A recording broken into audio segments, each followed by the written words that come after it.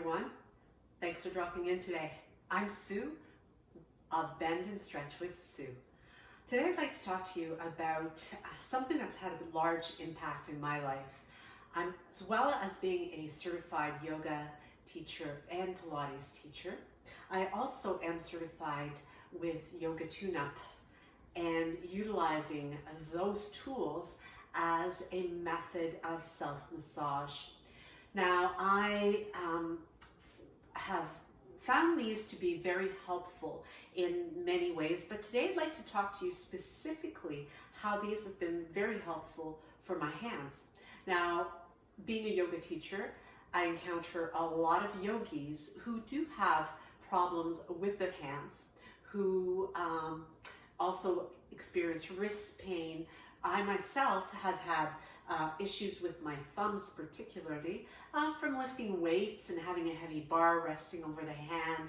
It's put pressure and even caused some inflammation that is somewhat in the beginning stages of arthritis. So I have found these balls to be amazing for the hands as well as the entire body. But I'm going to show you the technique that I use today with the hands. And how I like to utilize these is by using because of the saddle joint of the thumb, it is one that is more prone to irritation because it does have that sliding effect. So by using the ball and straddling both the index finger and the thumb, so just that webbing area, and I apply pressure over the ball. And for this, you might come up a little bit higher where you actually press down on the ball. So you actually feel almost a sense of separation here.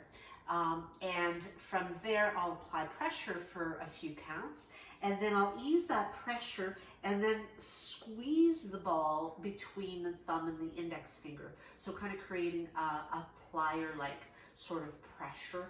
And then once again, coming back to pressing straight down and creating that space of the thumb and opening up into that joint, and then squeezing again, because as I repeat this for a few more times, taking pressure on and then taking pressure off and applying it differently. But as you do this, it creates some space in that thumb joint where we do, when we are more prone to having arthritis in those joints, tend to have more of a fusing that takes place. So this helps to keep that space in there so that we do have better mobility and certainly a lot less discomfort in that joint. So I repeat that anywhere from 3 to 5 times, sometimes a little bit more, and then taking the ball, and I'll simply place the heel of the hand right where the thumb is.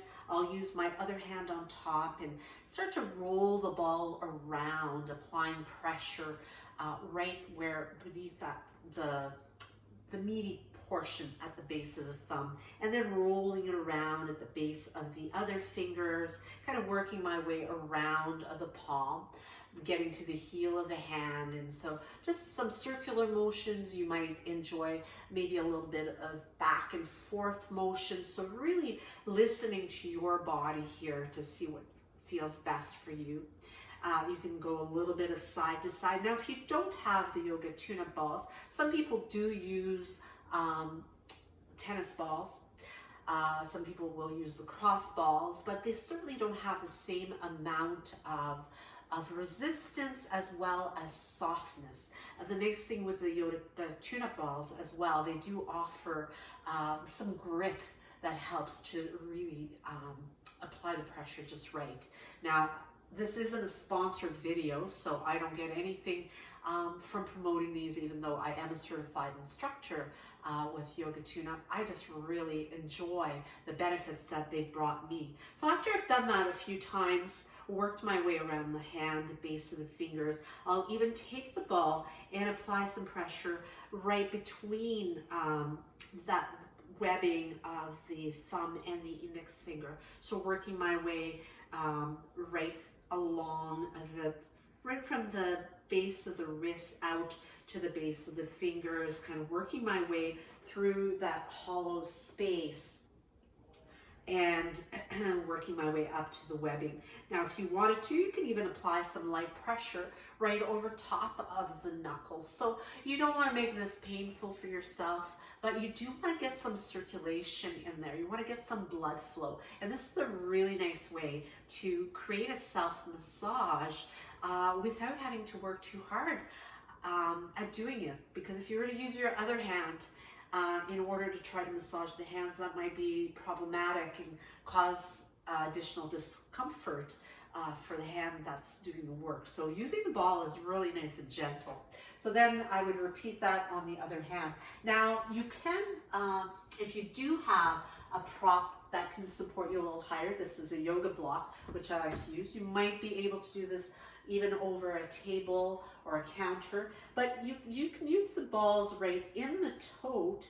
And what I like to do is increase or continue the massage up along the wrist. And this could be really beneficial for those of you who do have wrist issues, particularly yoga. And you may want to consult with your doctor if you are at the point where you've had this troubling you for quite some time and you are working with a medical professional now.